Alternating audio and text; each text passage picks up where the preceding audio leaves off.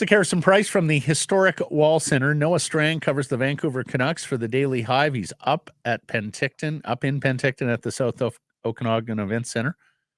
And he joins us now. First hit on Sekeres. How you doing, Noah? I'm doing well. Thank you both for having me on. No, thank you very much for joining us there. Okay. What did you hear from Thatcher Demko, and how worried should Canucks fans be about the news this morning? It was interesting to hear him speak about his injury, especially when he mentioned that they couldn't find one other hockey player who had ever had this specific type of injury. He said they found a couple soccer players, but no hockey players. And of course, that's a bit concerning to hear because, as he mentioned, they don't really have any case studies and research to base his recovery off. At the end, in the playoffs last year, I think many expected that if the Canucks made it to the next round, he might be able to play. But as he discussed over the summer, things didn't really progress how they thought, and he's still obviously not at training camp participating fully. He didn't give a timeline as to when he expects to be back on the ice, but he was taking some light shots before Group A took the ice today, so that is a good sign, but it's still up in the air when he'll be back exactly. How were his spirits? What was his body language? What kind of mood was he in, Noah? His spirits actually seemed okay. He seemed happy about how the last 2 to 3 weeks had gone. And one thing that I thought was impressive was he really felt a responsibility to take it upon himself to discuss his injury with the media yesterday. Obviously, we talked to Alvin, Tocchet, and Rutherford, and Alvin deferred any questions about Demko to today. And Demko said that he wanted to be the one. He called himself, he said, "I'm a grown man. I want to be the one to get in front of you guys and speak about what has been going on in my life this summer." He also mentioned that he did undergo a procedure, but he said it was not related to the injury suffered in the playoffs last year. He called it very minor, but that's also something interesting to note. Do you think that what he said and that in particular, but really all of it, do you think it's going to worry Canucks fans that that it's unique, that no one knows anything about it, that there was another injury here as well that he had? I mean, is it scary, or the fact that he's facing the music, do you think it adds some comfort to Canucks fans? I mean, how can it not be scary hearing that it's such a unique injury, There are certain injuries that hockey players suffer all the time and they recover, and we've seen it time and time again. But with something like this, with just so much unknown, I think it's natural to be a little bit more scared than with a typical injury recovery. He's a pretty big part of the solution for the Canucks. Do you think that was part of his answers here today as well, knowing that a lot of people are going to put the fate of the start of the season on his shoulders? For sure. I mean, as you said, he's a huge part of this team.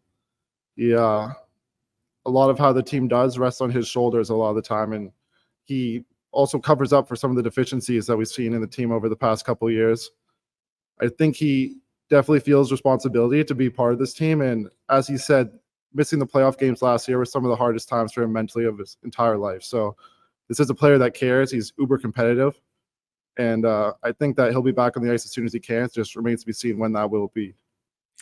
Noah, how closely now will you watch Archer Shelovs, Yuri Patera, Dylan Ferguson, Nikita Tolopilo, and the rest of the goalies, knowing that Thatcher is on the sidelines? Of course, all those guys are going to have a spotlight on them up here in Penticton. Everyone's going to want to see how they do. The Canucks, as of right now, looking like they could enter the season with 2 goalies, I think, have a combined fewer than 30 games, regular season and playoffs at the NHL level between them. So that's always concerning. I mean, especially when you're a team that has such high hopes like the Canucks do for this season. We'll see how they perform. I mean, it's just training camp, so you can't take too much from it, but there'll definitely be a lot of people keeping an eye on how they do over the next few days. And Shelov's health as well. I mean, we know what happened with Latvia and the qualifying tournament. I mean, it's going to be hard not to put a magnifying glass on his every movement to see if he's still feeling any ill effects himself. 100%. And, it was hard to know exactly what to take from the statements put out by the Latvian Federation with some of the translation things, but it did kind of sound like it could have been almost like an overuse thing. So if he's pushed into a full starting role, that could be another thing to monitor as the season goes on. Noah, let's switch gears here. This came up yesterday. We've played the Jim Rutherford clip. What do you think? Are these Canucks as good as the team last year? Well, I thought it was interesting because I think when Rutherford spoke, he said that this team is as good as the team at the start of the year last year.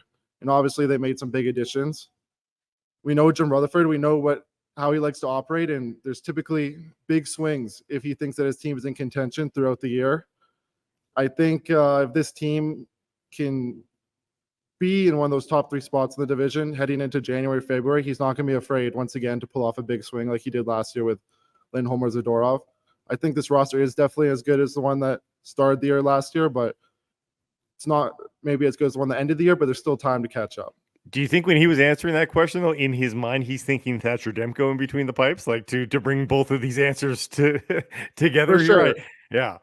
I mean, I think Demko's such a big part of the team that without him, it's a completely different picture. You know, you're looking at 2 unproven goalies. There's a lot more question marks.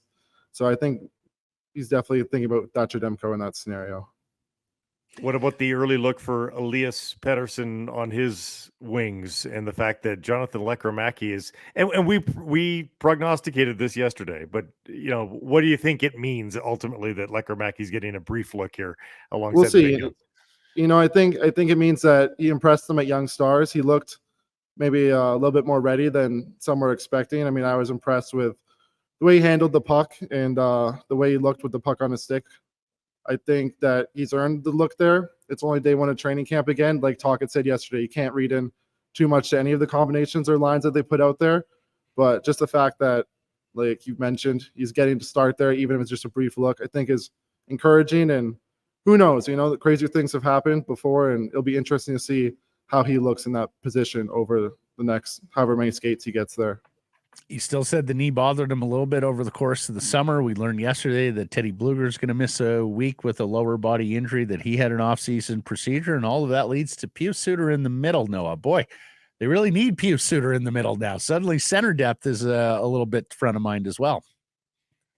For sure. You know, the team already before the news came out about Bluger, you could look at the centers. They're strong, but maybe not Stanley Cup contender strong, which is where this team hopes to be, obviously. And now with the news that Bluger's out and Paterson still feeling that knee a little bit, a big share of responsibility will likely fall on Suter's shoulders. I thought that he looked strong last year. You know, they moved him around a couple different positions, but overall he gave them a lot of good minutes. And I think he can do the same this year, especially if he gets to play with someone like Connor Garland or something on that third line. Those wingers really drive play well and make it easier for their center. So the good news for you, Noah, is that apparently Coach Talkett doesn't believe in mountains and bag skates and all of that, so you don't have to stick around late to get that elusive video of the prospect face down prone in the corner after exhausting himself. But he is emphasizing speed at this camp, not to mention trying to generate more rush chances. So you expect to see a lot of drills like that. It looks like it could be some pretty lively, pretty fun sessions there at camp. I do for sure expect to see that. You know, at the end of last year, even across the whole second half of the season into the playoffs, we saw that the Canucks struggled a little bit to generate as many scoring chances and shots on net maybe as the elite teams in the league do. And I think that's something that Talkett definitely noted and something that he's looking to change this year. And he obviously a smart guy and he knows what needs to happen there. And I think that emphasis on speed and rushes, like he said yesterday, maybe they're playing a bit too safe at times, is he's trying to get them to open up and use their creativity and skill. And there's a lot of skilled players on this team. And a lot of the guys that they brought in are skilled and fast, and making that more of their identity, I think it's one of their goals going forward. They're gambling that a bunch of players will find another level. They're gambling that 1 or 2 of a group of players that they're gambling on will be able to find a new level. I don't think they are delusional in thinking that everybody's going to hit and reach new career highs. But who are you curious about the most here that can maybe be one of those guys? Well, I mean, at the top of the lineup, I think the easy answer is Jake DeBrusk. I mean, he's coming in, he scored 25 goals 3 times in this league, and he's now going to get the best opportunity of his career to play beside a 100-point center, whether it's Paterson or Miller. I mean, taking that next step from 27 to 30 or 35 goals would obviously be a huge boost for this Canucks team. In terms of maybe some of the guys closer to the bottom of the lineup that I'm excited to see, Kiefer Sherwood's a name that's been really interesting to me this summer. I mean, he's a guy that I noticed a lot when the Canucks played Nashville. And if you look at his AHL numbers, I mean, he could put up a ton of points in the AHL. It just hasn't quite translated to the NHL. I think that maybe there could be another step there for a player like that. Terrific work, Noah. Thank you for the time and opportunity there in Penticton. I've already forgot about that Rob, what's his name, Blake? Rob, Baseball the guy? European I don't travel know. guy, Yeah, the yeah. Crystal Palace guy. Anyway, awesome work. Thanks, Noah. Appreciate it. Thank you both so much. Thank you so much. I really appreciate it. Thanks. Have a great day.